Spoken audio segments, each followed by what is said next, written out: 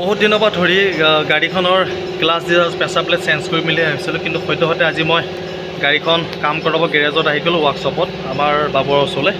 এতিয়া আজি মই গিয়াৰ বক্সটো ডাউন কৰাই দিলে প্ৰেছাৰ প্লেট আৰু ক্লাছ চেঞ্জ কৰি দিম। এক্সেল এইবোৰ যিমানখিনি বস্তু খুলিব লাগে তেওঁ খুলি পেলালে।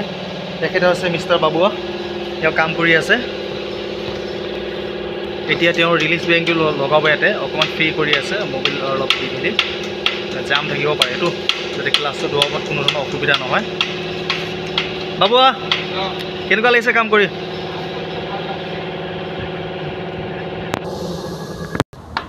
এইটো হৈছে ৰিলিজ বেয়াৰিং, তাৰপিছত মোৰ এইটো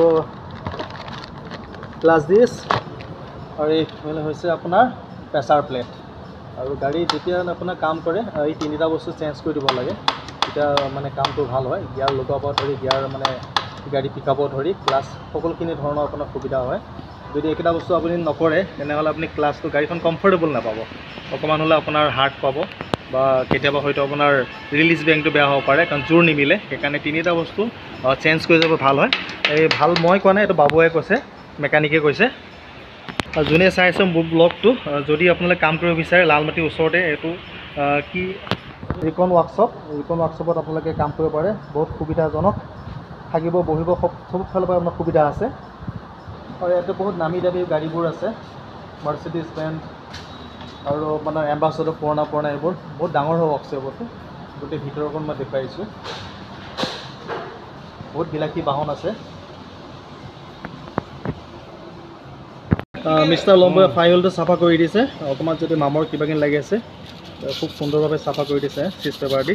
তেখেতে হৈছে আমাৰ লম্বু, তেওঁ চাফা কৰাত ব্যস্ততা, এইফালে চাব নোৱাৰে এতিয়া তেওঁ।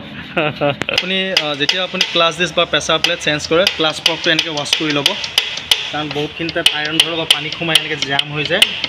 গোটেই মবিল আপোনাৰ ৰঙা হৈ গৈছে। চাওক আপোনাৰ বাবুৱে ঠিক কৰি আছে, এইটো ফ্ৰী কৰি আছে, বস্তু জাম হৈ আছিলে, সেইকাৰণে ক্লাছটো বহুত হাৰ্ড হৈছিলে, চলাবৰ আপুনি অসুবিধা পাব।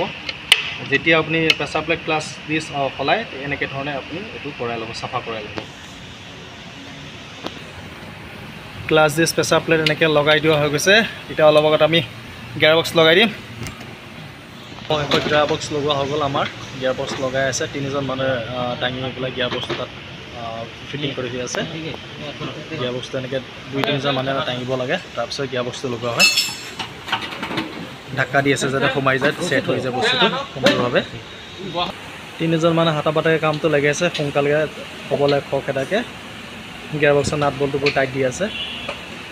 কামবোৰ হোৱাৰ পিছত টায়াৰবোৰ যেনি তেনি এফালে দলিয়াকৈ পেলাই দিছে, যেন বস্তুটো পিছত নালাগে আৰু, ঠিক তেনেদৰে ডাইচাপটো লগাই দিছে, এনেকৈ ভৰাই দিছে ডাইচাপটো, কাৰণ ডাইচাপটো লগাবই লাগিব। লাহে লাহে লিফ্টৰ পৰা ওপৰৰ পৰা নমাই দিছে লিফ্টেদি, এতিয়া চকাবোৰ লগাই দিব। গিয়াৰ বক্সটো খোলাৰ আগত যিখিনি বস্তু খুলিছিলে সেইখিনি বস্তু এতিয়া ফিটিং কৰি আছে, তেতিয়াহে বাকীখিনি কাম অ'কে হ'ব।